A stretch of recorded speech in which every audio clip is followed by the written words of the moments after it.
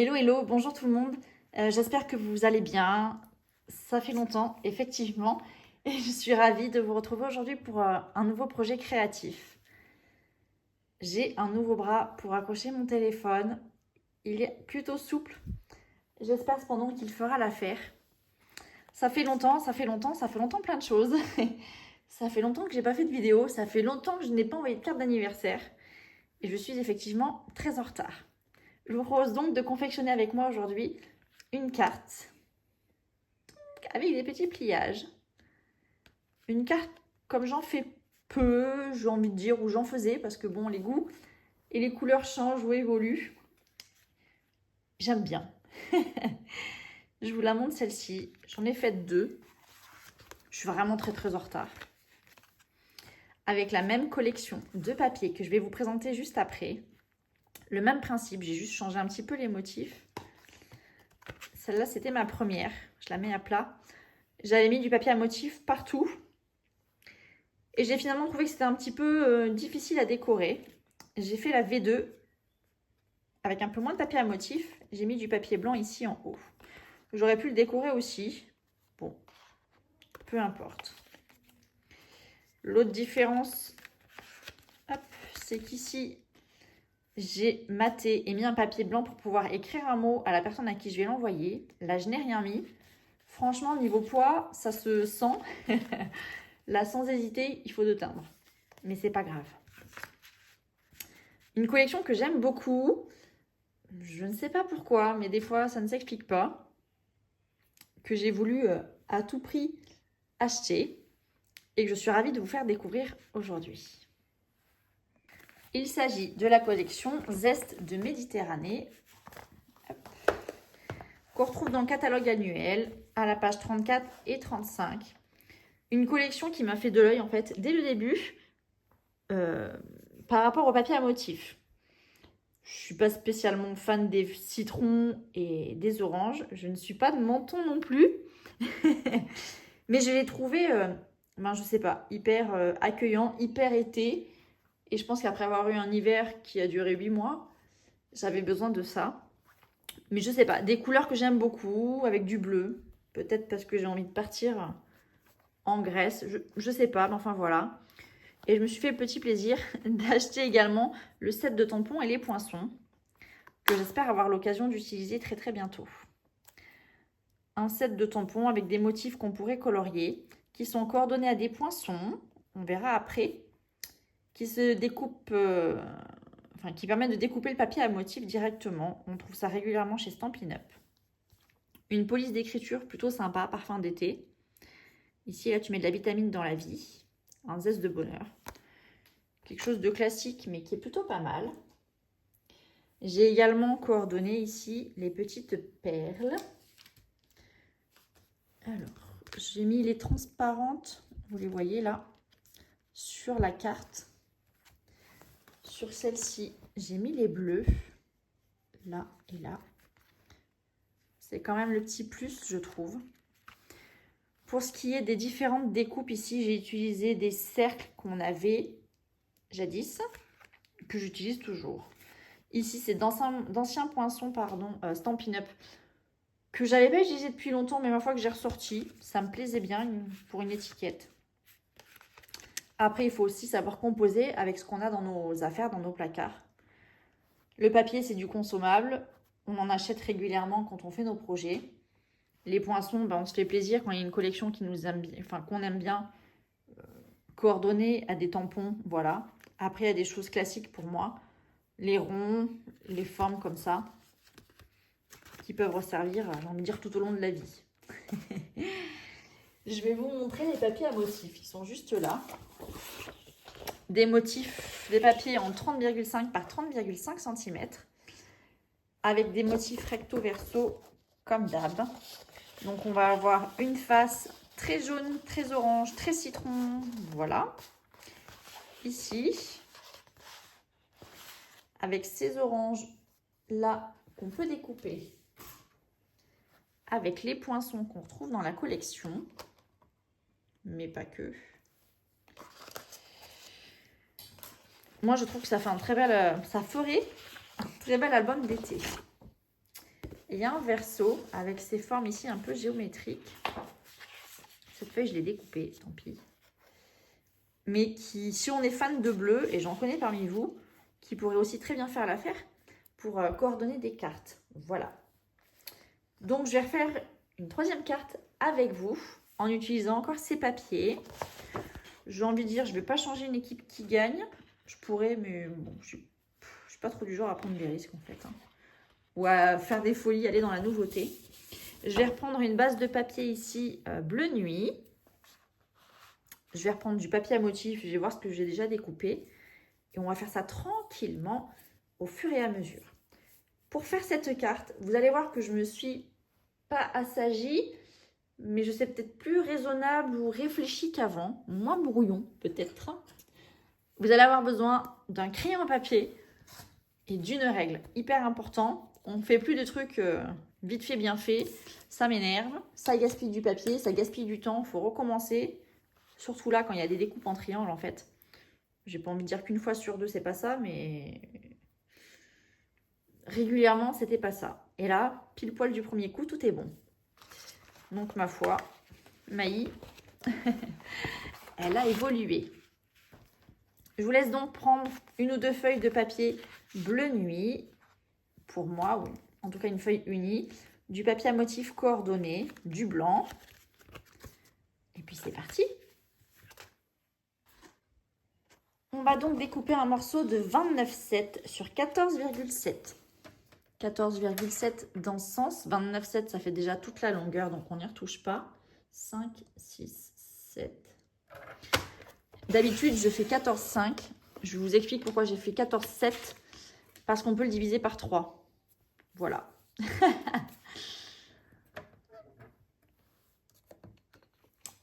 Donc, on va retourner notre papier de sens ici. On va venir plier notre carte en 3, donc à 9,9 cm. On plie avec la lame gris clair, 9,9. Et 19,8.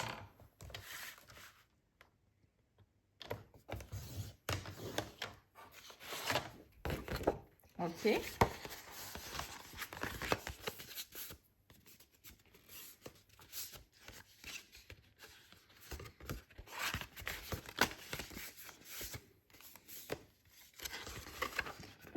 C'est là qu'on sort notre règle et notre crayon à papier.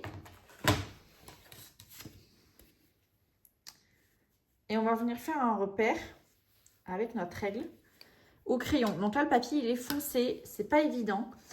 On va faire un repère ici sur le premier trait. On a 2 traits, ok? On va prendre le premier et en partant du haut, on va faire un repère à 4,9 cm du haut. Alors, je vais peut-être vous montrer mes cheveux. 4,9 cm du haut. On va prendre le deuxième repère, le deuxième pli. Et là, on va faire un repère à 4,9 cm du bas cette fois. Voilà. Est-ce que vous voyez? Je ne sais pas, j'ai le truc en plein milieu. 4,9 du haut, 4,9 du bas. Je ne vous l'ai pas dit, autant pour moi, on va avoir besoin de l'outil touche à tout aussi, avec la pointe ici arrondie, hein, qui permet de tracer des plis. Et on va commencer de l'angle jusqu'au trait et du trait jusqu'au coin ici. Donc on prend son temps.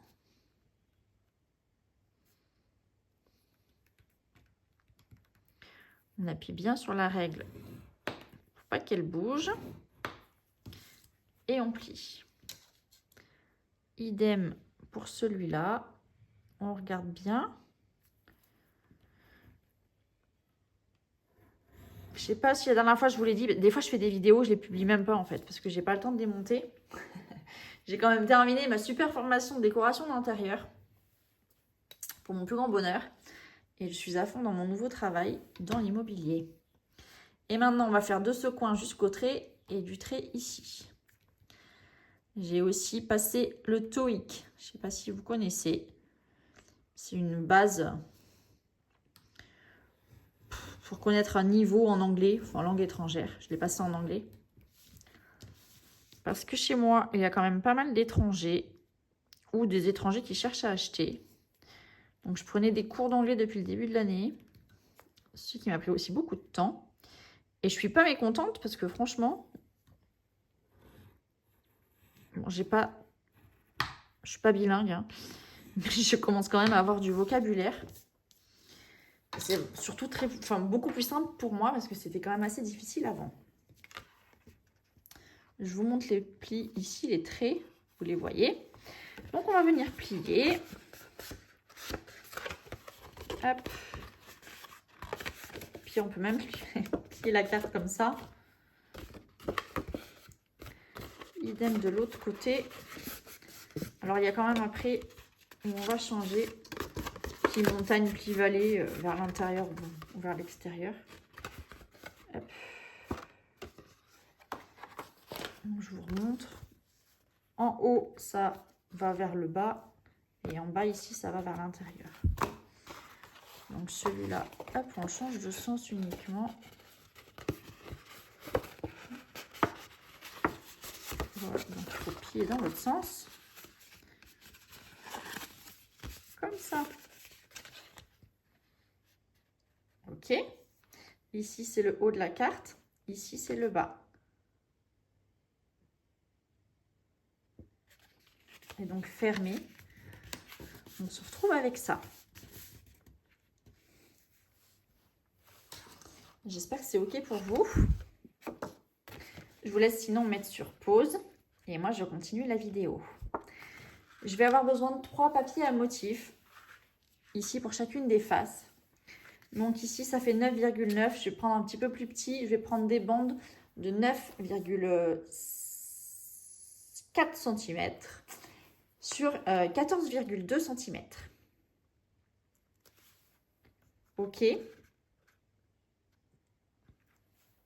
Donc, je vais regarder dans ce que j'ai déjà découpé pour éviter d'en découper trop.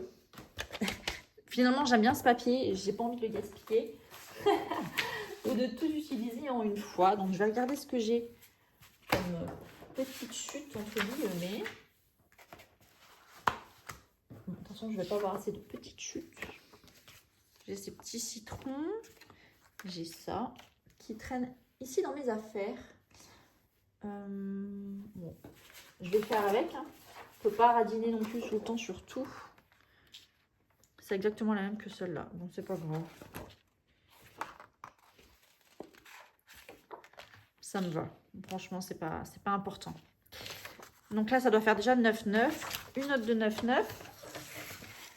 9,9. Non, 9,4, j'ai dit, pardon. Sur 14,5 ou 14,7. Peu importe ce que vous avez déjà. Alors, vous allez voir, c'est là que Maï, elle a changé. Pour éviter de découper, faire des découpes aléatoires et s'y reprendre à plusieurs fois, je vais venir poser mon papier ici. Il est un peu plus petit, hein, donc on est d'accord, on a un rebord ici pour mater. Qu'est-ce que je vais venir faire avec ma règle? Donc déjà, je vais bien tenir mon papier avec ma main. Je prends mon crayon, je prends ma règle. Je me concentre. Je vais mettre ma règle pile sur le pli là. Donc mon pli est là, il va jusque là. Alors, je le décale légèrement ma règle en dessous. Je ne mets pas ma règle sur le pli. Pourquoi? Ben parce que ma pointe de crayon, sinon elle va être un petit peu trop haute. Donc là, je descends un peu ma règle et je vais venir tracer un trait comme ça. Comme ça, je vais avoir directement le bon angle en fait ici à découper. On est d'accord que le trait que je viens de tracer, il va m'arriver directement ici sur le pli. Moi, ce n'est pas tout à fait ce que je veux. Ce que je veux, c'est créer un matage continu en fait, hein, que je vais avoir ici à gauche, en bas et à droite. Je veux le retrouver en haut.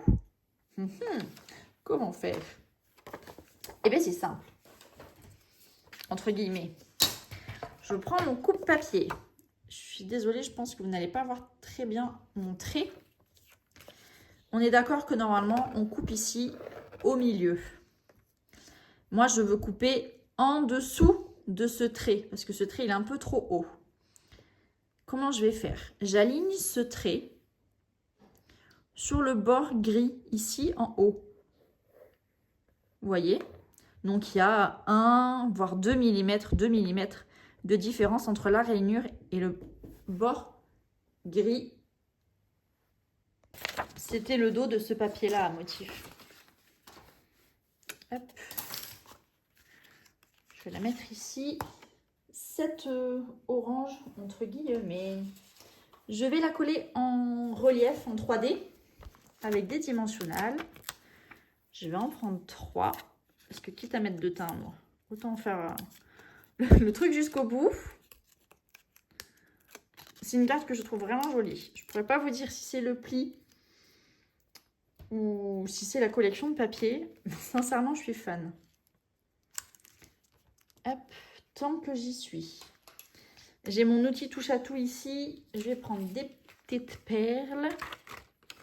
Je vais mettre des jaunes. C'est jaune ça? Je pense. Hop. Je vois pas grand chose. Oui, elles sont jaunes. Les autres sont plutôt bleues. J'en prends 3. Hop, une ici. Je l'ai fait glisser sur ma pince pour être sûre d'attraper en même temps les petits points de colle.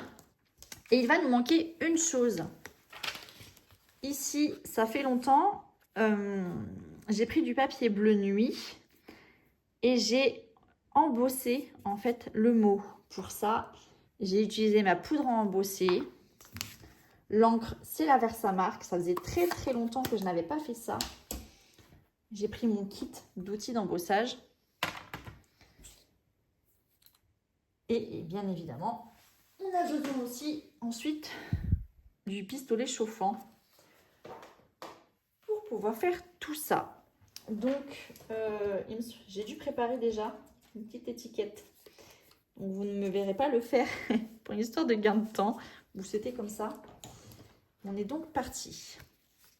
Donc, par contre, hop, ce qu'il faut quand même que je fasse, c'est redécouper mon morceau de papier. Parce que je voudrais que ça soit un peu plus court. C'est vraiment un tout petit mot.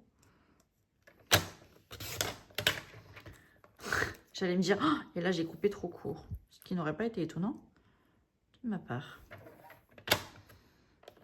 Là, ça va être trop court, Maï. Un petit peu plus quand même. On va pas abuser. On va faire dépasser du trait. Hop, voilà. Je pose juste des traits très droits, ça. On va le laisser comme ça, c'est pas grave. Des fois, à trop vouloir couper, on fait des bêtises et on le regrette après. Et j'ai pas envie de recommencer. Je vais poser mon petit mot dessus. Et voilà. On aurait très bien pu mettre un ruban aussi dessous pour fermer cette carte, ou au-dessus, ou sous le truc blanc peut-être. Comme ça, je la trouve vraiment bien et suffisante, j'ai envie de dire. On a de quoi écrire un mot derrière. C'est toujours difficile parce qu'on a envie d'en rajouter. Et ben des fois, trop, c'est vraiment l'ennemi du reste. Et je pense que ça fait déjà chargé comme ça, je trouve, aussi bien en épaisseur qu'en motif. En tout cas, le orange et le jaune, ça apporte quand même un peu de couleur et de gaieté à cette carte. J'espère qu'elle vous plaise. Ici, j'étais un peu soft. Je suis assez en bleu. Bon, c'est pas grave. Bon, en tout cas, je suis très contente du résultat. Je suis curieuse de savoir ce que vous pensez de cette collection de papier. Je vous souhaite en tout cas une très bonne journée et j'ai hâte de les envoyer. À bientôt. Ciao, ciao.